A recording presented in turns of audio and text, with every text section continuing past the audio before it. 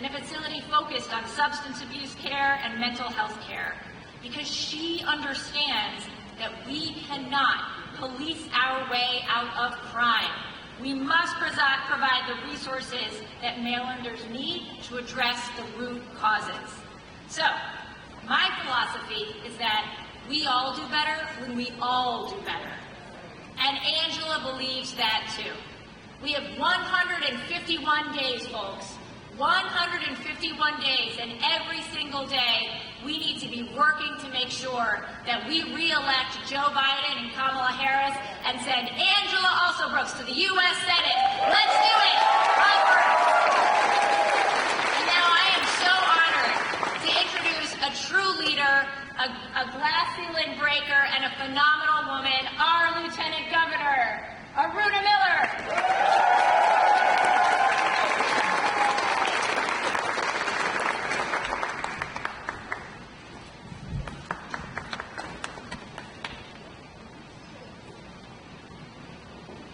So can we all give it up for Comptroller Lehrman? Well, I just want to say thank you all for joining us, the federal, state, local elected officials, safety advocates, students, and community leaders. As we recognize Gun Violence Awareness Day, we know the stakes couldn't be any higher. We've already heard the headlines, we felt the heartbreak, too many lives lost, too many families shattered. You just heard from Giselle Murph. Her story is important to share. These are stories of heartbreak, and our son is right here up on stage with me. These are the individuals that we need to fight for. And I want to let you know that Governor Moore and I stand in solidarity with each and every one of you to fight against gun violence epidemic. And you know what else it will take to make our nation and our families safer? The Democratic nominee for U.S. Senate from gorgeous Prince George's. Am I right? And now, I know I don't need to remind any of you here today, but I'm going to do it anyway. Because this time, the best man for the job is a woman. Am I right? And Angela Alsobrooks is that woman. Am I right? Folks, this election is going to take each and every one of us, because this election is about all of us. It's about all of us rolling up our sleeves and doing the hard things and making sure it happens.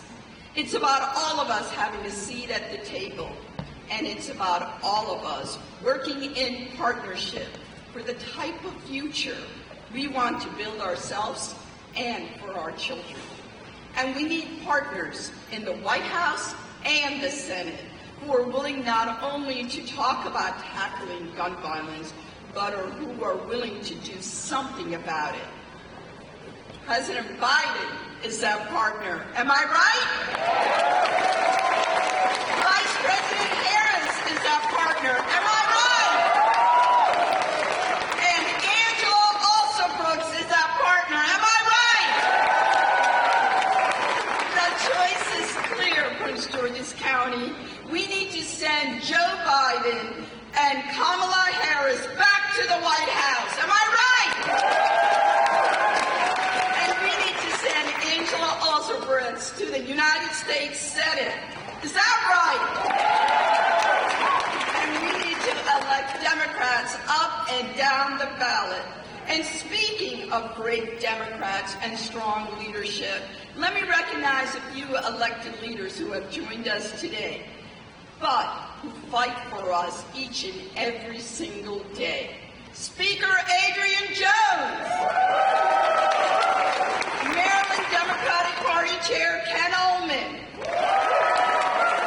Former Secretary of Aging Gloria Lala. Senate President Pro Tem Malcolm Augustine. House Judiciary Committee Chairman Luke Clippinger. And delegates Diana Julian Ivey, Jeff Long, Karen Tolles, Ann Healy, and Council Member Jolene Ivey. Let's give it up. Thank you again for every one of you for being here today. It makes all the difference. And by the way, I got the memo, right? I'm wearing orange. And now it gives me great pleasure to bring onto the stage the soon-to-be, the senior U.S. Senator from Maryland, Senator Chris Van Hollen.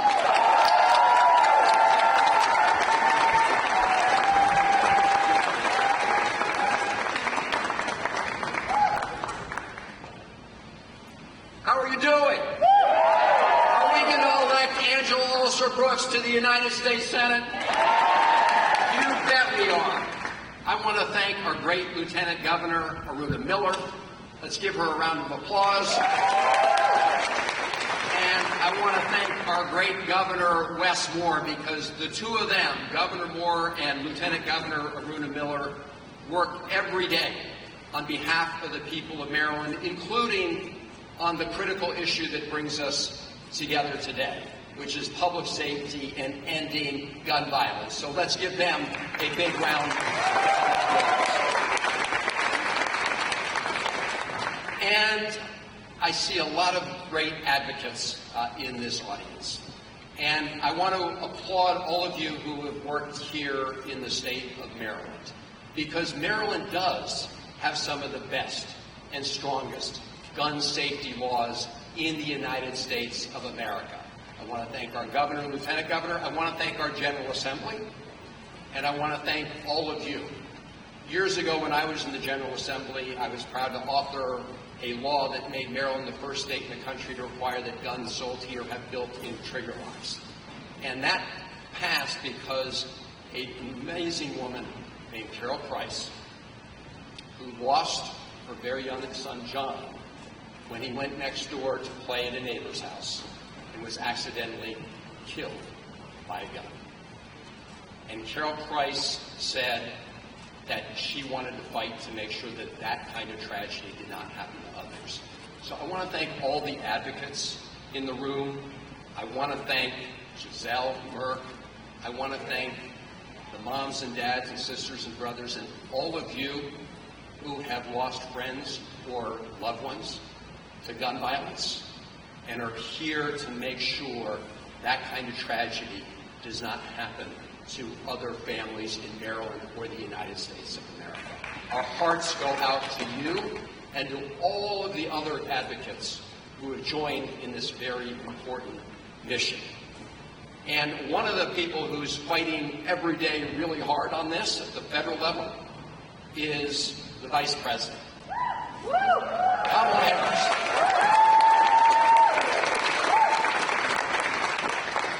And of course, the President of the United States, Joe Biden. And the reason it's so important that we have Joe Biden and Kamala Harris in the White House is that Maryland is not an island. You can have the best gun safety laws in the world, but the reality is that over 50% of gun crimes committed in Maryland come from guns from outside of the state of Maryland. So we need President Biden and Kamala Harris for lots of reasons. But one of them is that they have used the executive authority of the White House to do what they can within their powers to address gun violence. I was proud to join both of them at the White House in the Rose Garden a while back when the President signed into law the Ghost Gun Executive Order, saying that ghost guns are covered by gun laws. And I want to really thank the Vice President, who is leading the first ever White House Office on Gun Violence Prevention, and she is doing everything she can within those authorities to reduce gun violence in America. I was proud.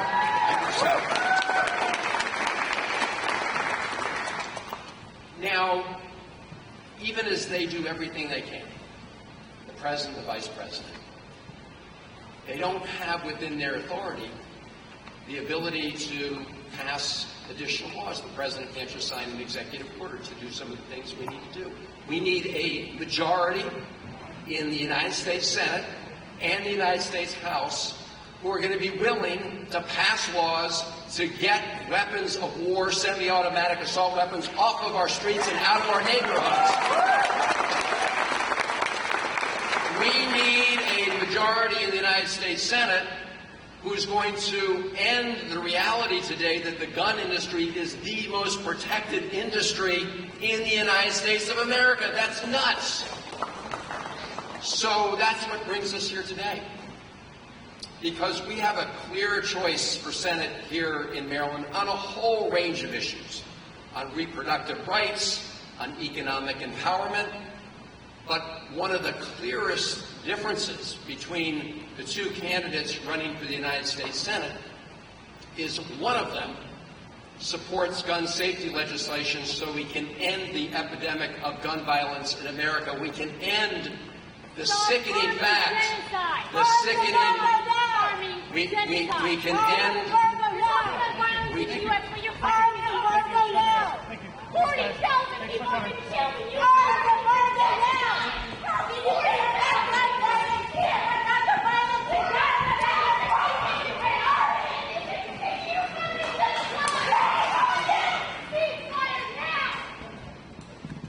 and I do support a ceasefire now and a release of all the hostages now. We do need to get that. And I've been calling for that for a very long time. We do need to end the humanitarian crisis in Gaza and bring the hostages. And that is also something that the Vice President has been fighting for. And it's also something we need more strength in Congress to address. But on the issue here of congressional action to get weapons of war off the streets and out of our neighborhoods and to pass federal legislation, there's only one candidate, and it's not close, who will help make sure that kids in America are not dying from gun violence at these incredible rates. The number one cause of death of kids in America is guns. This is outrageous. We need Angela Alsobrooks in the United States Senate.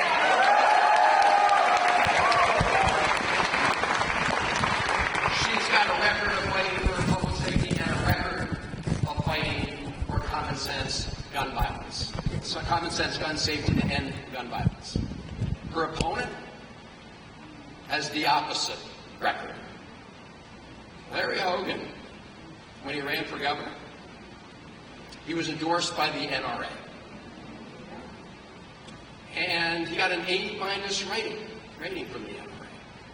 And when he was asked to release the questionnaire to the public, to all of you, to all of us, he refused to do it. So I know he goes around saying that there are lots of differences between him and Donald Trump, but when it comes to this issue, the only difference is Donald Trump got an A and Larry Hogan got an A- from the NRA. And in the United States Senate, we need somebody who's going to get a failing grade from the NRA.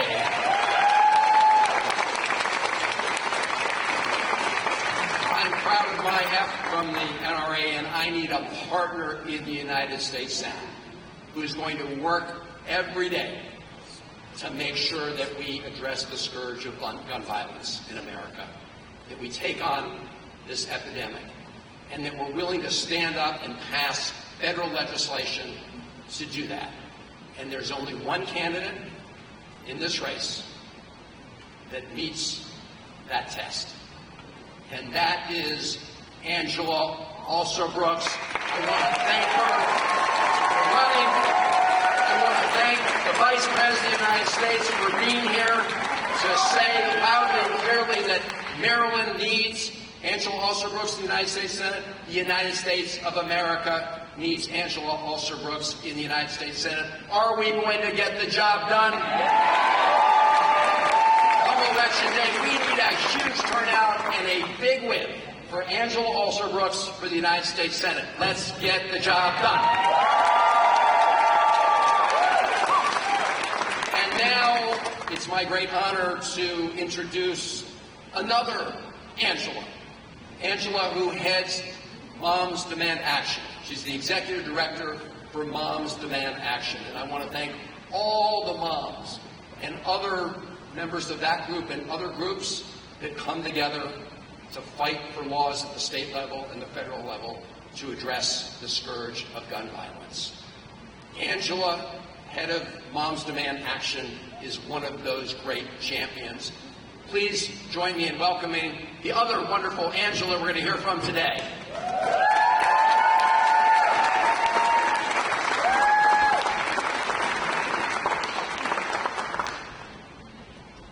Hello, everyone. How you doing? You can do a little better than that. Look at all this loveliness in the front.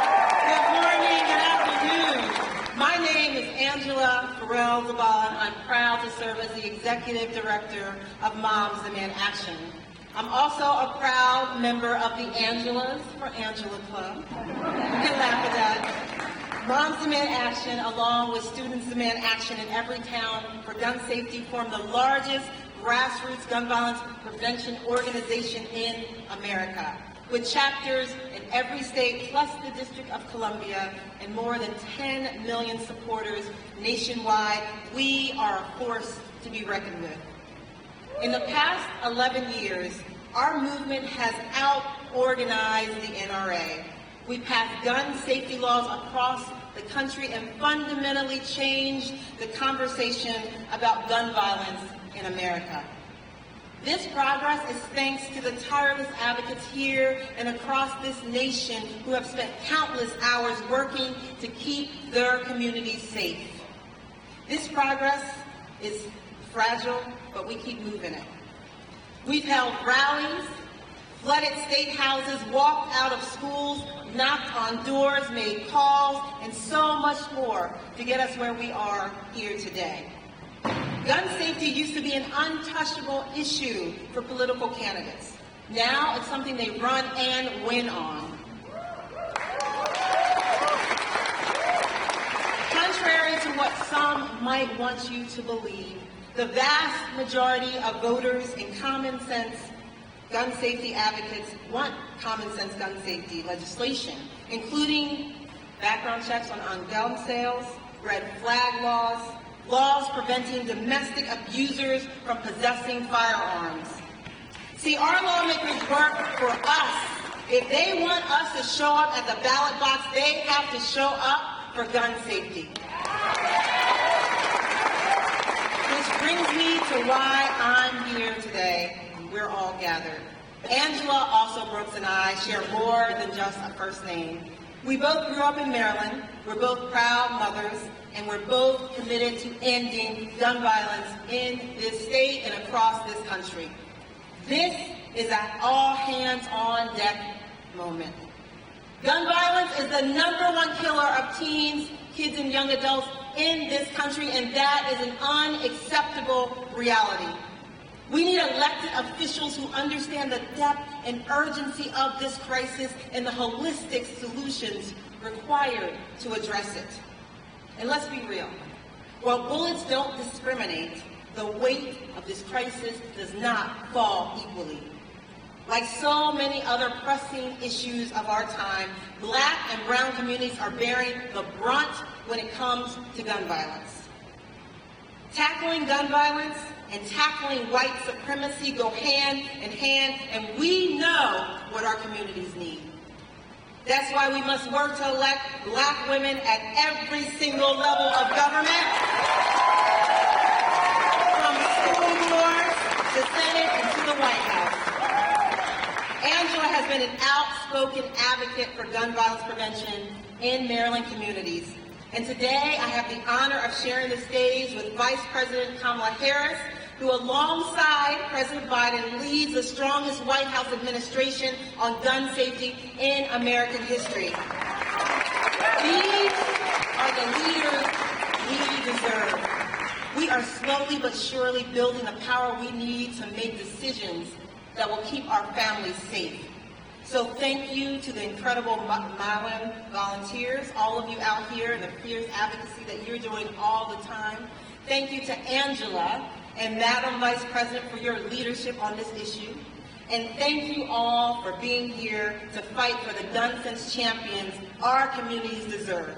So I want you to do this. I want you to be sure to snap a photo today and share it with your friends online and spread the word. #WearOrange. Let me do this first. Let's get, because y'all look so good. I'm going to get it right now. Get mine. Here we go. Smile. Wonderful. #WearOrange. Let's get this work done, y'all. Thank you so much.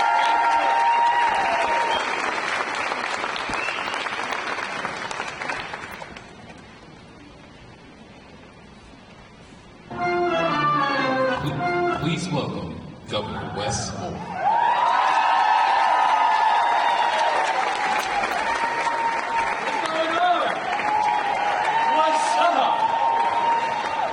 What's going on, Prince George? How y'all doing?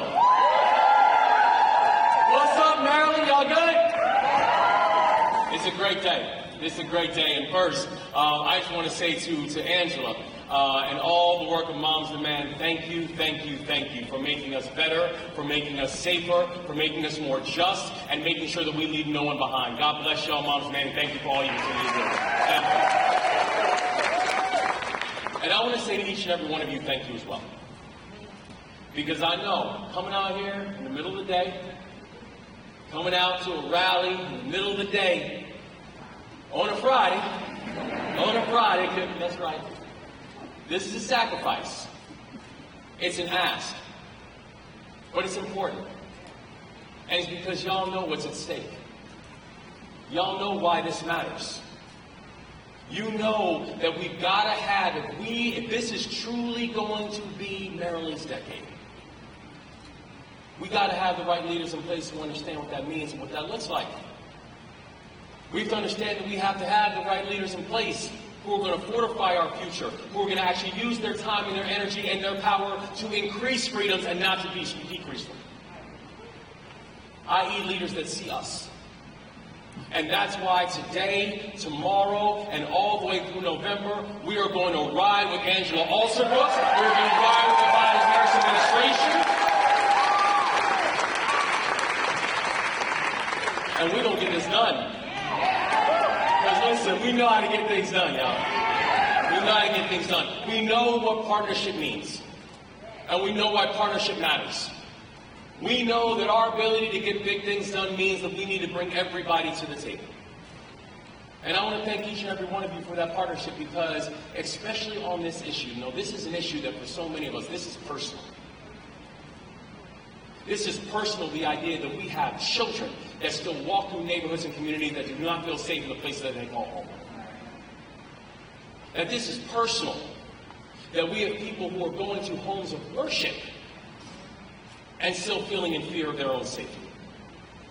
This is personal when we have people who are sitting in positions of power and who are not using their positions to make any of us safer, and in fact are using and kowtowing to lobbyists and special interests that are making us less safe every single day. This is personal.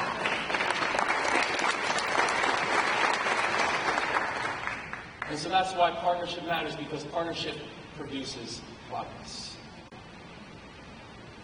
I'm so blessed that 17 months ago, y'all gave myself and our spectacular Lieutenant Governor Aruna Miller the honors of being the governor and lieutenant governor of this amazing state.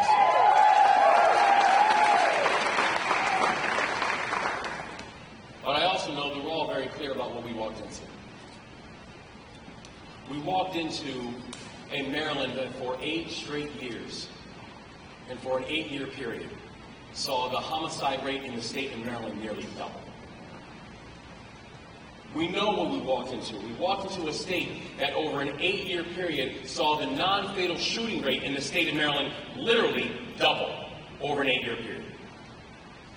We know what we walked into when we walked into a situation where Baltimore City saw 300 plus homicides for 8 straight years.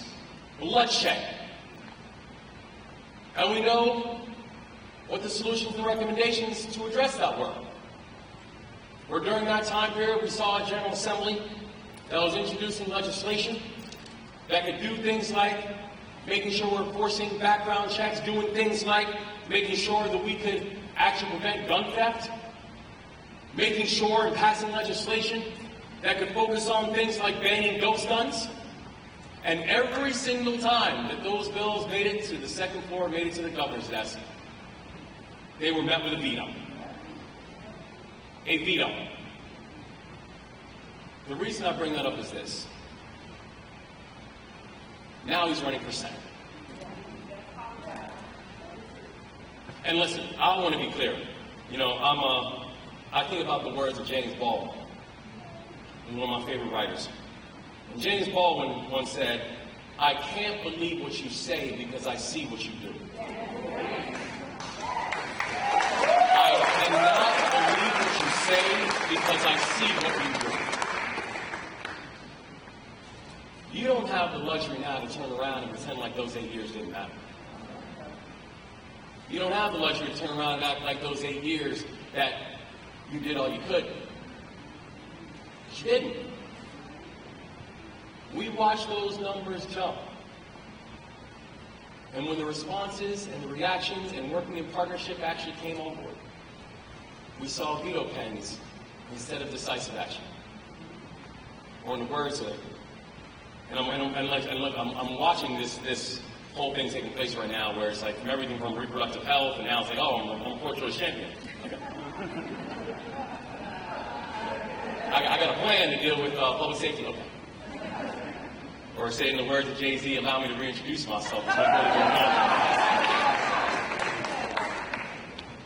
That's not going to happen. Because we've got somebody who is running for Senate, who understands the assignments and has understood the assignment her entire time in public office. We have someone who is running for Senate, who during her time as state's attorney was able to cut the violent crime rate in Prince George's County by half because she understands the assignments. We have someone who is running for Senate, who understands the importance of partnership, and by working together with this remarkable Biden-Harris administration. And by the way, our Vice President is lights out. The work that she is doing around gun violence right now is spectacular. It is first in the country kind of work, and we are proud that working with the county executive and with the White House, that Maryland now has become one of the first states to have a center for gun violence prevention and intervention in our state.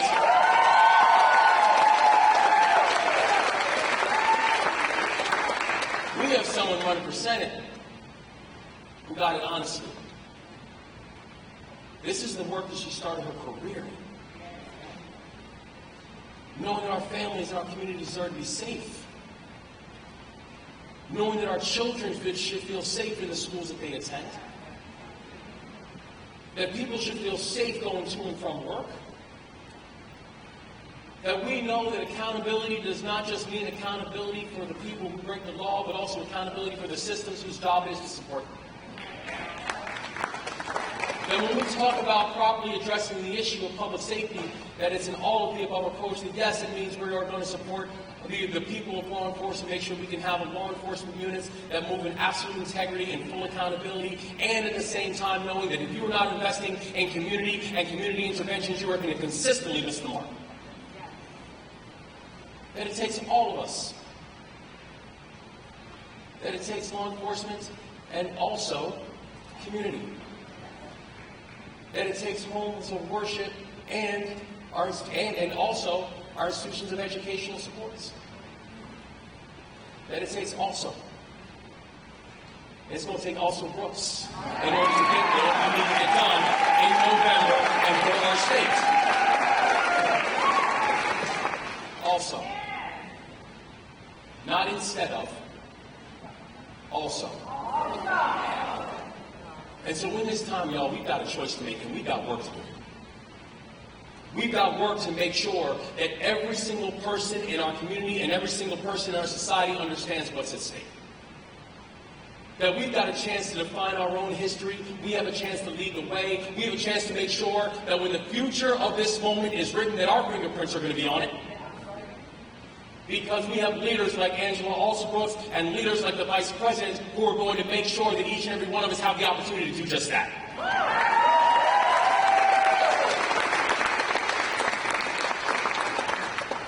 This is time to do something special. And we have two remarkable women. 2 history makers.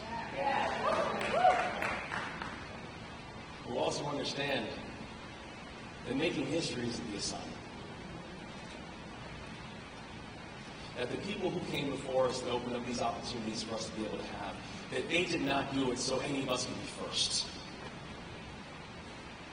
That they didn't do it so any of us could be only. That they did it that we could actually work together to create a society that those who came before us hope for. And those who will come after us that they deserve. We have a chance to save lives, y'all. We have a chance to create policies that can make sure that all people feel seen and heard in their own skin. But it's not going to happen by accident. Partnership produces progress. And work produces legacy. And so in this time, my ask is simply this. When you look at the book of Scripture, we know that faith is important.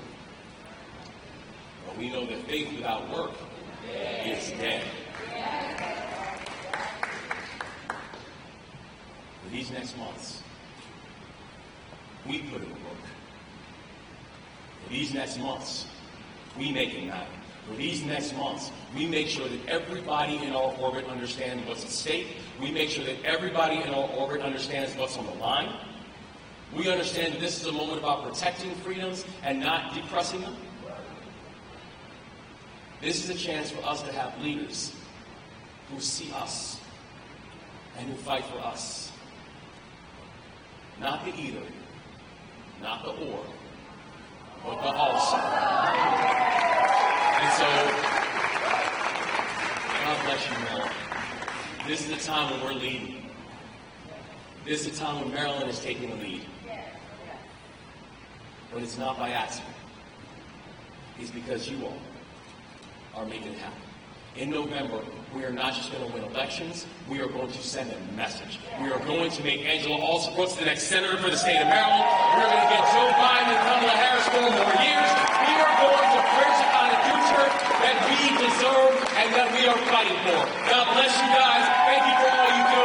And let's get to work, Maryland.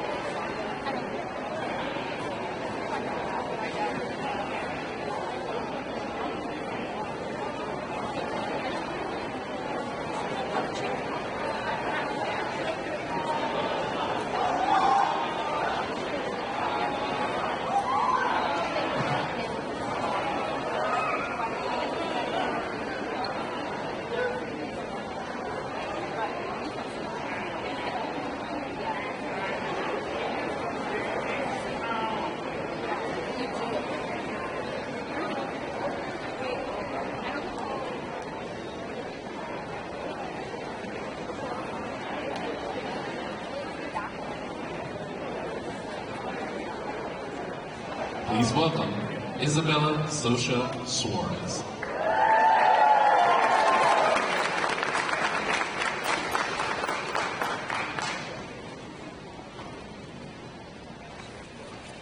Good afternoon, everybody. Excuse me, I can't hear you. Good afternoon, everybody. Yeah, that's more like it.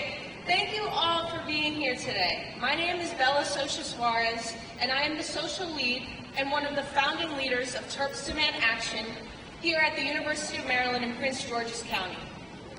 It is an immense honor to stand before you as the part of the gun violence prevention movement, a cause that has been close to my heart for over 6 years now. A journey into advocacy began during my freshman year of high school, in the wake of the Parkland shooting, suicides, shooting threats at my high school, and multiple shootings in my community. I grew tired of sitting on the sidelines after every lockdown, or after every hearing about another loss in my community due to firearms. Those events devastated my community and propelled me into action, igniting a passion for change that continues to drive my organization to host events and start a conversation about gun violence on campus. Gun violence is a devastating web that has latched onto every single one of us. All of us are here today either because we've been personally affected by gun violence or know someone who has. Throughout my time in this movement, meeting with students, survivors, and other parents, I've stressed that gun violence prevention is more than just school shootings. It's families who have lost children due to the unsafe storage of firearms. It's friends who are threatened with a firearm in an abusive relationship. It's about veterans and students alike who have taken their own lives with a firearm, unable to find a way out of their pain. It's about the shootings that occur in our communities, in places of worship, and even when people simply walk home. Nowhere is safe. Each incident is a thread in the larger web of gun violence, highlighting the urgent need of prevention efforts and data-driven solutions through policy. Today, we mark the 10th annual Gun Violence Awareness Day. We remember those lost in our communities. We'll never forget their names. We also uplift the voices of survivors, those who have faced unimaginable pain and emerged stronger. This day is a powerful reminder of the resilience and strength that define our movement. Together, we can break the cycle of gun violence and create a world where safety is given, not a privilege, in every community. Students all over the country want to feel safe and not fear that they might go to school and not come home. I fight as a student not because I want to, but because I have to, for the students across the nation and for future generations. Vice President Kamala Harris and our next Senator Angela Alsobrooks, thank you for your dedication, your passion, and your unwavering commitment to ending gun violence.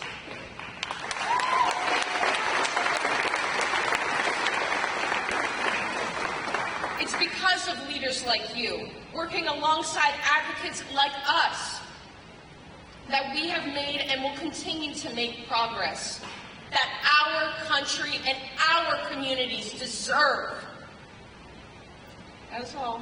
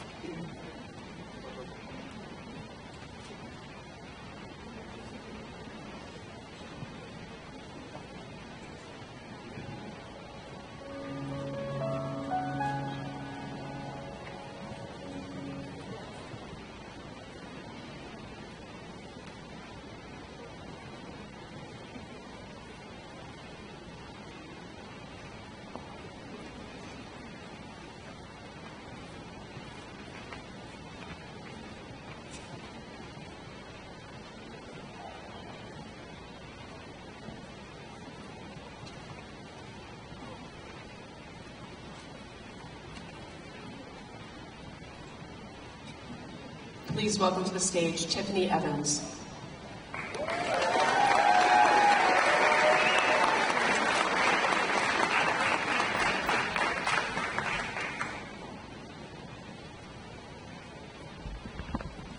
Good afternoon, Madam Vice President Harris, County Executive Alsobrooks, and distinguished guests.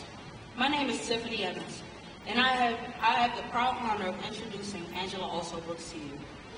I come to know Angela after my life changed on August 24th, 2021 at 8:21 p.m. in Landover, Maryland, when my 8-year-old son, Peyton John Evans, known as PJ, was tragically killed by a stray bullet while sitting at the dinner table eating tacos after football practice.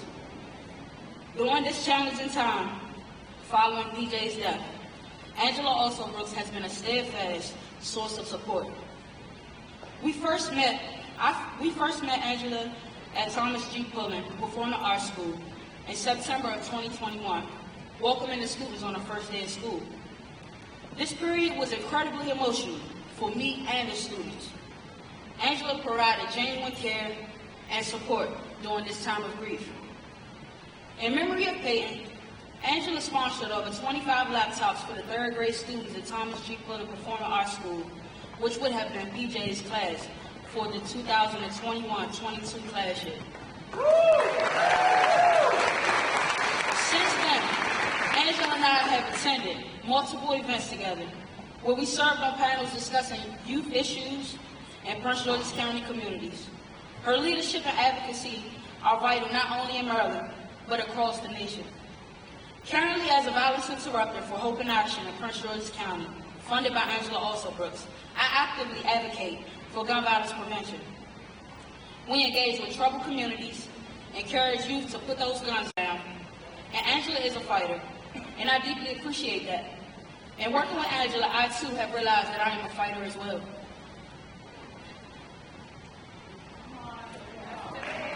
We are fighting for our community across the nation.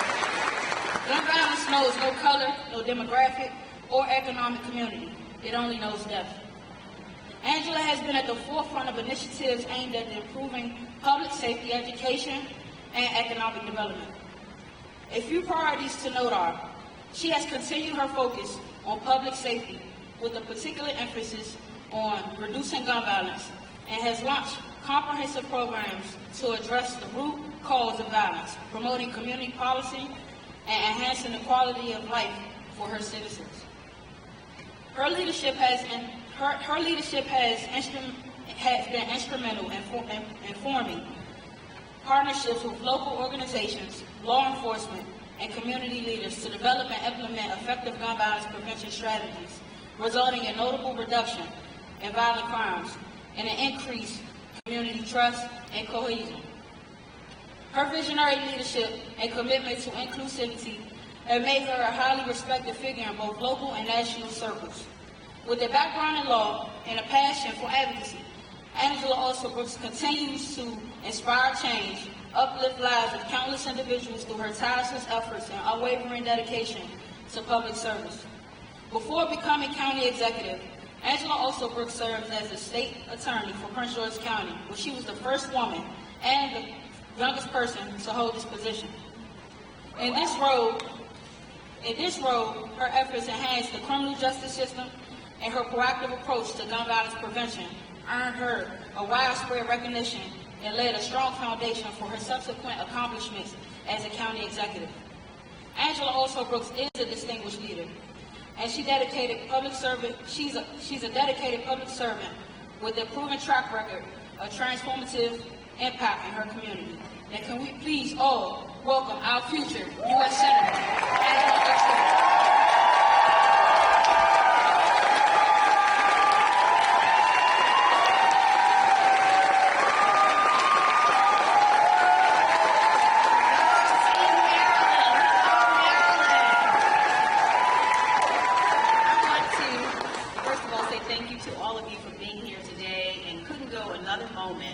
Without saying thank you so very much to Tiffany for the living example that she is for every one of us. Tiffany is, in so many ways, one of my heroes. She's a mother whose child was killed, and every single day she's gotten up and she's had the courage to continue to fight for others. She decided that she's going to literally change the world as a result of her son's death. And I know that I speak for every single person in this room and every person in Maryland and across our country when I say that the pain that Tiffany endured is one that should have never happened. From schoolhouses to places of worship to grocery stores, gun violence is and has become a pain that is way too familiar, a part of our everyday lives. And the tragic fact, one that is so hard for me to even mention, is that gun violence has become the #1 killer of children in the United States of America.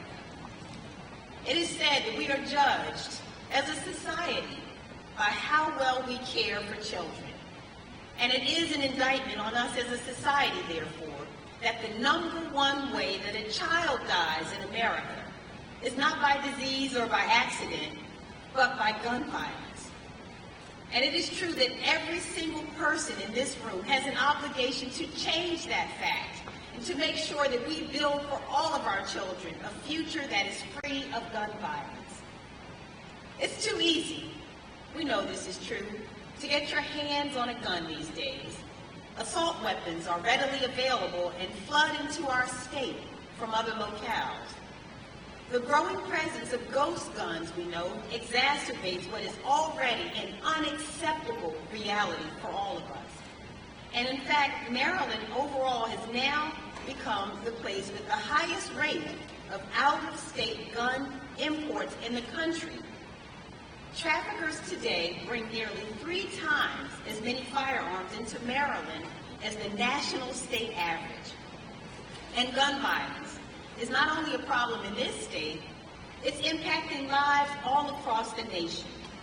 The United States gun homicide rate is 26 times that of other high-income countries. And we should never, ever become comfortable with this. And it's not just an issue either for inner cities. I want to be clear about that. You know, so often you hear this is something that happens in the inner city. Well, I want to be clear about something. And I want to share with you that it is not just an issue there. It's also hurting rural America as well.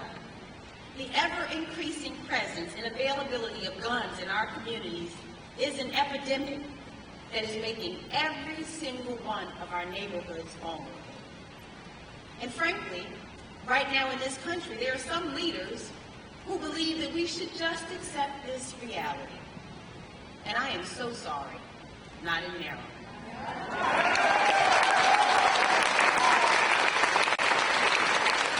That's why I stood up and ran for state's attorney, to help turn the tide of violence that has become unfortunately normalized.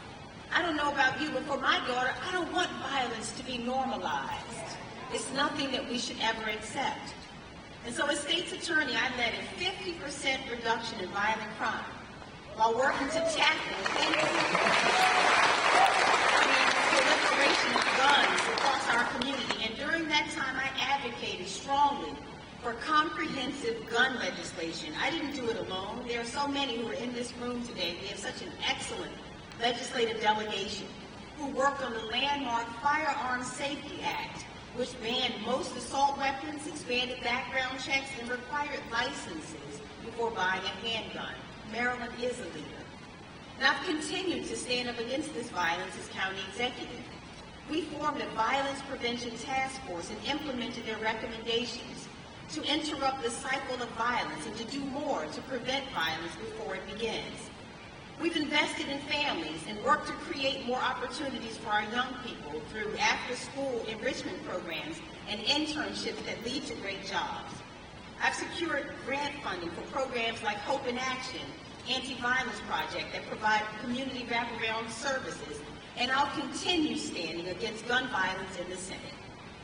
I'll pass gun legislation, including universal background checks, a ban on military-style assault weapons, and combating illegal firearms trafficking.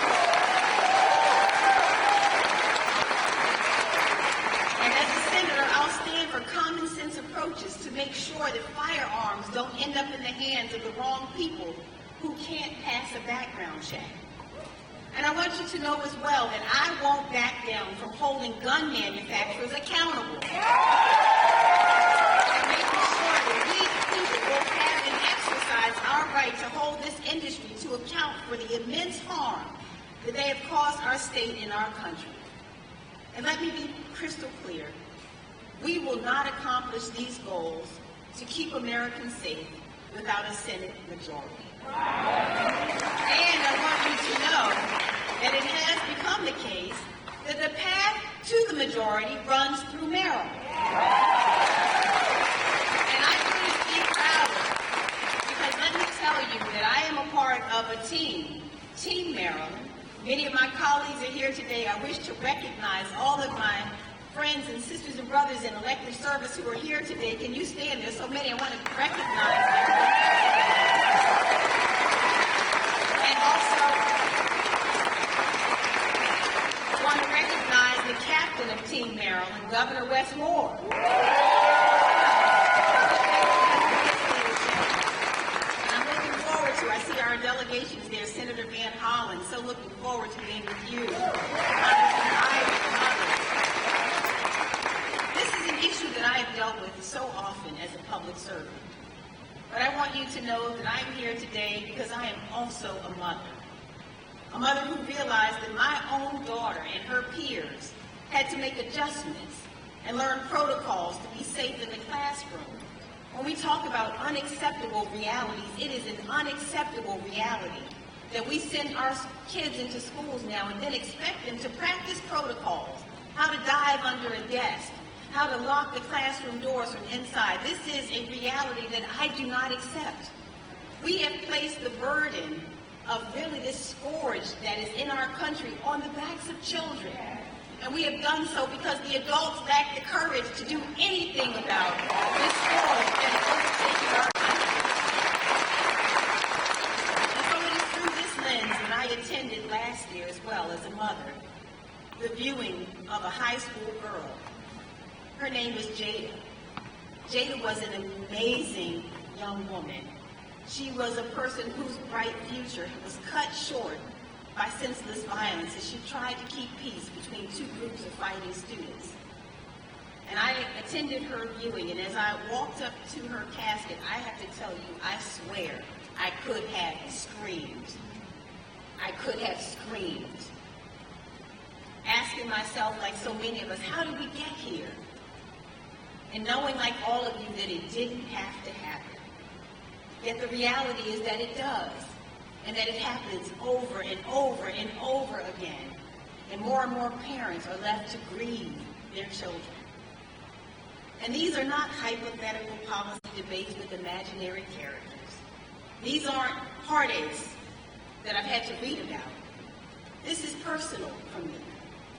This is a pain that I have witnessed up close and personal firsthand, and I have observed it too often.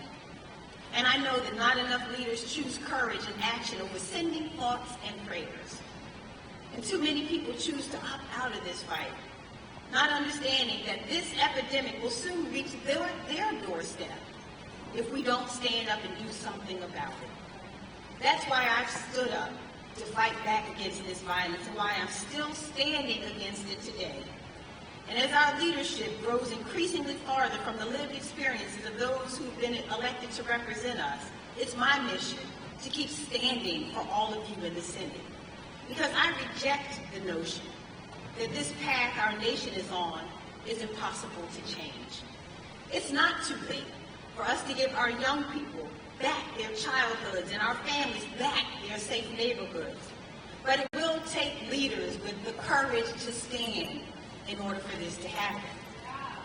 And Tiffany, I want to say this to her, and I want to see where she is in the room. Tiffany, I want you to know I understand, although maybe we can never understand the path that you are on, but I want you to know that you won't walk a single day of this by yourself. And I want you to know that in the Senate, Tiffany, every time they see me, they're going to also have to see me. But I won't stand alone. The leader that I am about to introduce has always had the courage to stand. You know, years ago when I was initially running for office, I read about a woman, and actually I read about her in Essence magazine. And they were talking about this super incredible leader who had been elected and how she was using these innovative approaches to tackle crime and gun violence. And they were talking about the fact that she had written a book about being smart on crime. And I admired her so much that everywhere I went, I talked about this extraordinary leader and about her innovative leadership. And after I won my election, a couple of days later, I received a call. And she called me, and the first thing that she said to me was, "Let me know how I can help." And I want you to know that I have never forgotten that, and neither has she. And you better believe I took her up on her offer to help. And she's been helping me all along the way. She showed me the incredible work that she was doing in California to make our community safer. And she never stopped helping, and never stopped leading, and never stopped fighting, and never stopped standing up.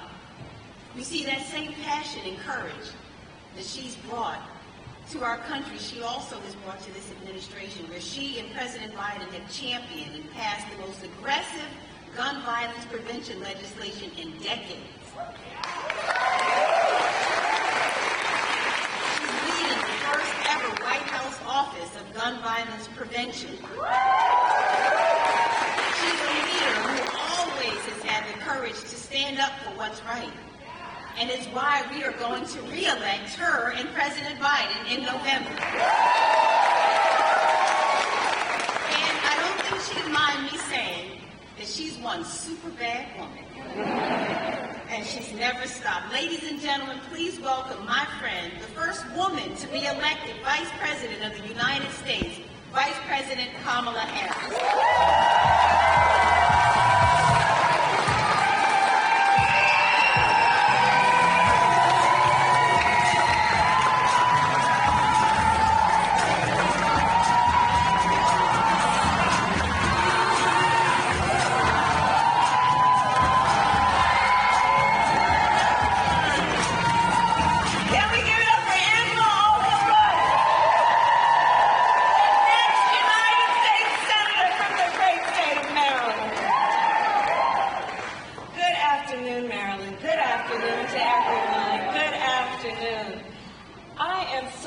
To stand on this stage in support of Alsobrooks. I cannot tell you how proud I am.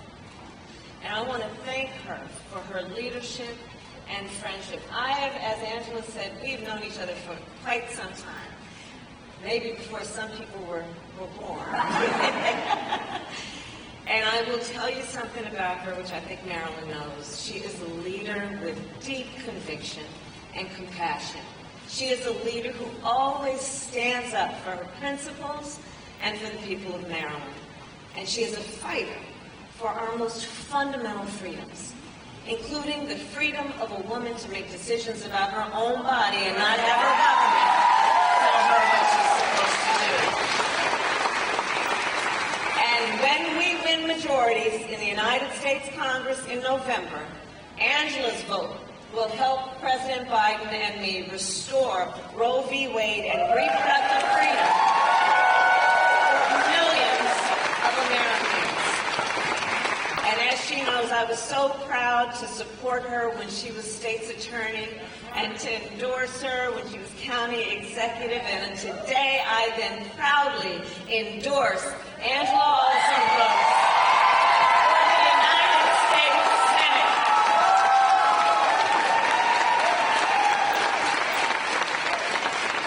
And I want to thank all of the other extraordinary leaders who are here today, including, of course, Senator Chris Van Hollen. We were classmates together when I entered the United States Senate.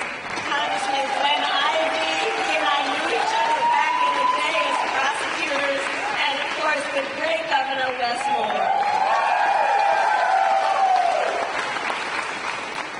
And today, on Gun Violence Awareness Day, a special thank you to all the organizers, the advocates, the leaders who are here, who have fought forever to keep our communities safe. I believe the right to be safe is a civil right. The people of our country have the right to live, work, worship, and learn without fear of violence, including gun violence. And yet, today in America, 1 in 5 people has a family member that was killed by gun violence. 1 in 5. Today, as Angela mentioned, gun violence is the #1 cause of death of the children of America. Think about that. Not a car accident, not cancer, gun violence. Last year I convened over 15,000 young leaders on my national college tour, and at the stop, every time, I would ask the students, raise your hand if at any point between kindergarten and 12th grade you had to endure an active shooter drill. I'd ask the young people who are here today, raise your hand. I'd ask the older adults in the press to see this. It's bone-chilling to think about what our young people have been going through in terms of the fear that they face sitting in a classroom. And you know, in fact, I spoke to a younger student years ago, and we were on this subject, and the student said to me, yeah, you know, that's why I don't like going to 5th period. And I said, why, sweetheart? And they said, well, because in that classroom there's no closet to hide in. Over the years, I've met with far too many parents who say a silent and sometimes out loud prayer every time they drop their child off at school or walk them to the school bus stop. And I've held the hands of far too many mothers and fathers to try and comfort them after their child was killed by gun violence, be it a mass shooting or what we call everyday gun violence. So let us all agree, it does not have to be this way. It does not have to be this way. And it is a false choice to suggest that you're either in favor of the Second Amendment or you want to take everyone's guns away. I'm in favor of the Second Amendment, and we need an assault weapons ban. I support the Second Amendment, and we need universal background checks. I support the Second Amendment, and we need red flag laws.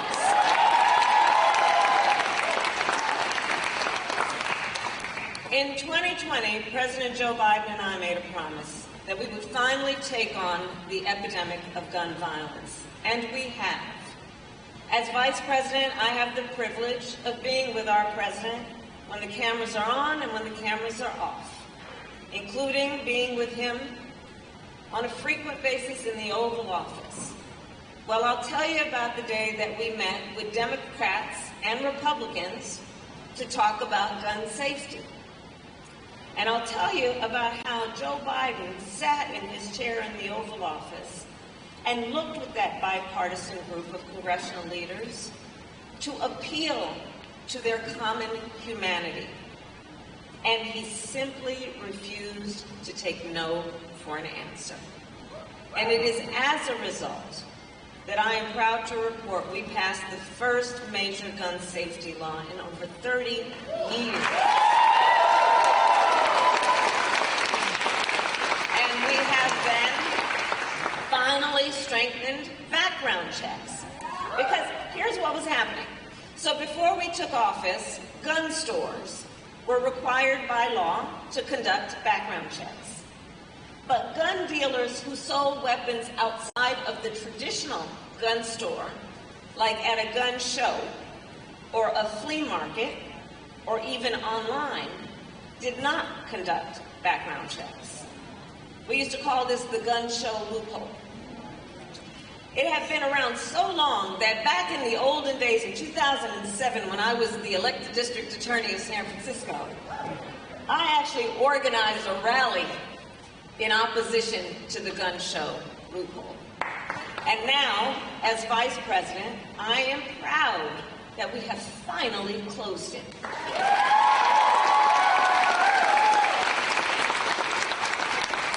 We also have finally taken on the problem of domestic abusers having access to guns. Since taking office, our administration put a stop to the nearly 30,000 gun sales to convicted domestic abusers. And as I have worked my entire career to protect women and children from domestic violence, Angela Alsobrooks has long been a leader on this issue as well. She was the first assistant state's attorney in Prince George's County to specialize in domestic violence cases. So to be here to support her today is to know she will be an experienced leader on this issue when she is in the United States Senate. And that matters.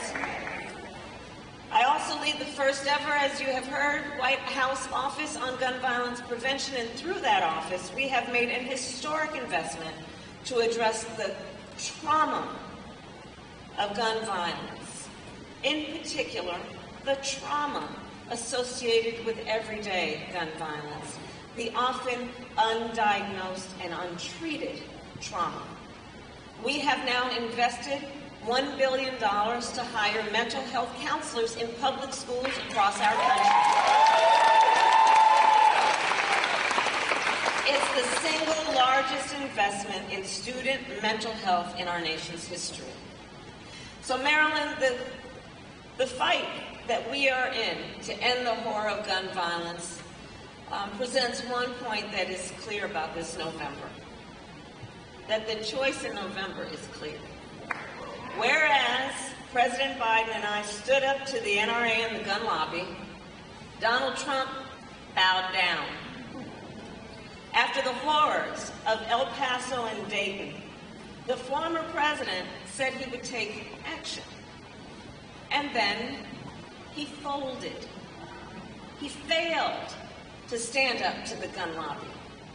He opposed reasonable gun safety reforms, and he cut funding to gun violence prevention. You know, Donald Trump often likes to say violent crime is up under our administration, while in fact, violent crime is now near a 50-year low.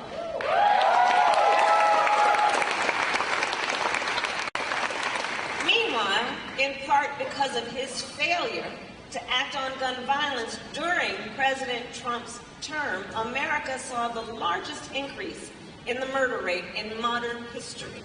Know that. And a second Trump term would be even worse.